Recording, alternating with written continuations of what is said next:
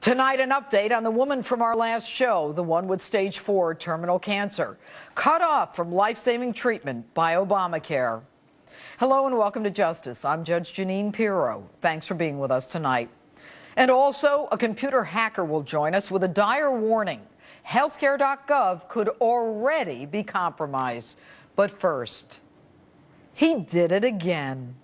President Obama, who knew for 3 years that Americans, even if they liked their health care plan, would not be able to keep it, continued to lie, saying that they could. And he just did it again. And although he claims he truly believed that Americans could keep their health care plans, he now admits he was inaccurate. So why was he inaccurate? Why can't we keep our health care plans if we like them? Why? Because Mr. Transparency himself changed the fine print and made believe he didn't know anything about it. Kind of reminds me of a used car salesman. We here at Pirro Used Cars aren't lying. We aren't kidding. We're telling the truth when we say we have used cars in A1 condition, A2, A3. We have used cars. He changed the rules so that we could not keep our health care plans. Shock, he lied again. He lied about that awful video in Benghazi. He lied about getting to the truth about the IRS. And he lied to us about what most of us consider sacred, our family's health. Now, how do I know this? I know it because his own Justice Department in legal papers filed in federal court admitted that most health plans would lose their grandfather status by the end of 2013. So, Mr. President, we finally know where you draw the line on lies. Lie to the American people? No problem. Lie to Congress? No problem. Lie to an oversight committee? Not a problem. But even you know not to lie to a federal judge in federal court. And mind you, it's not only the 5%, as you say, who have their own plans that you now admit will lose coverage, but all of us, including well over 100 million American workers who get coverage through their employers, who will lose their grandfather protection status. Except, of course, you, Mr. President, your staff, Congress, their staff, and those union friends of yours. But you say that we should welcome the new mandate, that it will bring better health care and lower premiums to us. Now, how could that possibly be? There is no way that these plans can be cheaper. Why? Because they have to include stuff that we don't need. Now, I'm guessing if you're a senior citizen, you probably do not need pediatric dental care. False teeth, maybe, but not pediatric dental care.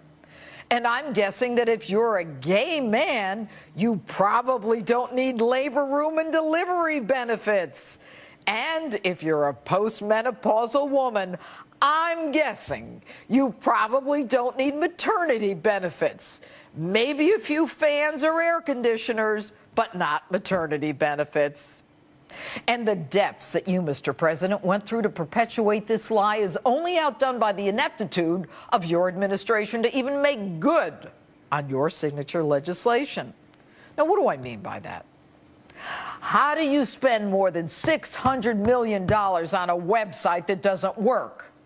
Why do you hire a Canadian company that even Canada fired with a French name that nobody can pronounce through a no-bid contract? Why would you even go out of the United States, the home of Amazon and Google, and hire a foreign company? And this week, we find out that your own FBI has been investigating one of your website contractors for fraud. The same contractor repeatedly written up in trade journals and exposés for lowballing bids to win contracts, only to have the final cost balloon exponentially. But I'll bet you're going to get to the bottom of this and you're going to hold people accountable. But why would I believe that, since you permitted navigators with criminal convictions to gather our personal, private information to put on a website that doesn't work? Why would you do this? Why lie about something that you know will ultimately be exposed as blatantly untrue? Why lie about a video in Benghazi? Why lie about your IRS targeting your political opponents? Why? So that you, Mr. President, can win an election. This week, an ABC Washington Post poll found that had the healthcare lie been exposed before November 2012, Romney would have won the election 49% to 45%. And Benghazi? Of course, you had to say it was a video. If you admitted that you knew al-Qaeda had killed 4 Americans, then I guess your Osama bin Laden narrative wouldn't have been so compelling.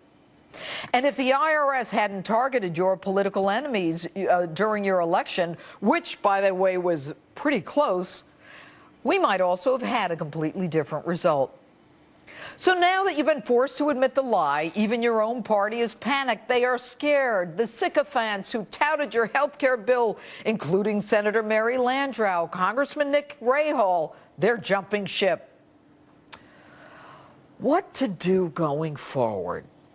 Now, yesterday you gave us an extra month next year to sign up for Obamacare.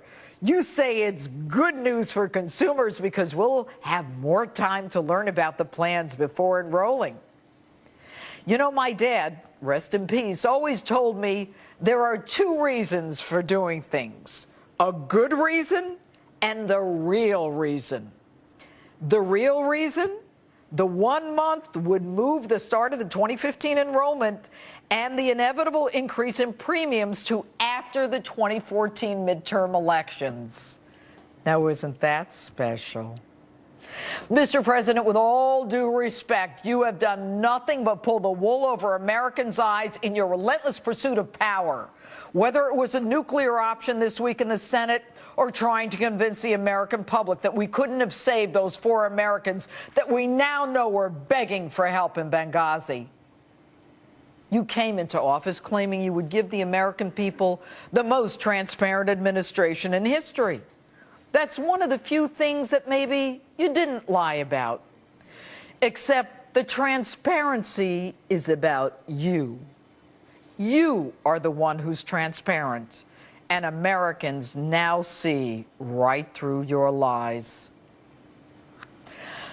And with me now, conservative columnist and author of Never Trust a Liberal Over 3, Ann Coulter. Hi, Ann. Am I wrong? That was the most magnificent intro I have ever heard. I'm going to change it to the answering machine on my cell phone, and when I turn on my computer, I want that to come up.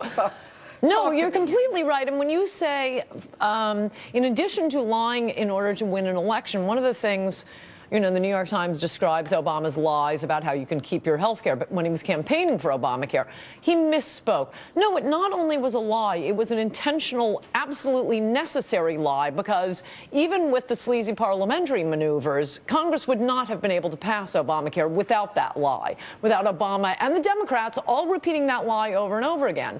And you mentioned Mary Landrieu, the allegedly conservative Democrat senator from Louisiana. Right. Oh, yeah, a lot of Democrats are backing away from it now, but I'm sorry, they all voted for it. You talk about doing something just to win their re-election. But you know what, Ann? It's worse than that, because what we now know is that the Justice Department is offering papers that make it clear that they knew that we weren't going to keep our health care plans. The Office of, I think it's control, is it budget control? Which office was it that said basically that there's no way they can keep their health care plans? The Health and Human Services promulgated these regulations basically saying that, you know, they're not going to be able to keep it, and 67% of Americans won't be able to keep it. They knew all of this. Yes. Yes, and yes, there was an HHS report back in 2010 saying 194 million Americans will be thrown off their current health care plans because, and now they have the audacity to say, oh, those were crap health care plans because they don't cover the things you just mentioned, maternity care for an elderly couple and the gay guys, because they totally need maternity care. No, I mean, it is serious, and it would have been impeachable if it were any other president. But I'm so worried that these Democrats are going to worm their way out and convince their constituents, oh, but I'm trying to help now. I'm trying to give you a better plan. You know what I'm thinking now? I'm thinking for the first time that Americans are saying, hey, wait a minute, this is about my health now. You know, it's one thing for you to lie about politics, whatever. Right. But don't you lie to me about, a possible decision regarding a mastectomy. Right. And if I'm an amputee, I mean, don't you think that Americans this is really going to affect 20? I hope so, and I hope Republicans don't blow it, because if there was ever a time to reject the idea that there's no difference between the parties, remember, America, not one Republican voted for Obamacare, not one Democrat voted against it. And unless you change, I mean, you keep hearing people say, oh, Obamacare is going to fall on its own. Don't get in the way, Ted Cruz. Well, nothing falls on its own. Look at public education in America. Half of public school graduates in New York can't read. Has that fallen on its own? No, once liberals put something in place, it will go on and on and on unless you elect Republicans to repeal it.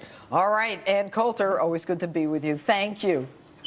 And coming up, remember Maria Silva, the woman we met last show, who has been diagnosed with terminal cancer? Her medical coverage was dropped because of Obamacare. She's back with an update. You're not going to want to miss this one. And vote in tonight's Insta poll. Would President Obama have been reelected if Americans knew they were going to lose their health care? Facebook or tweet me at Judge Jeanine.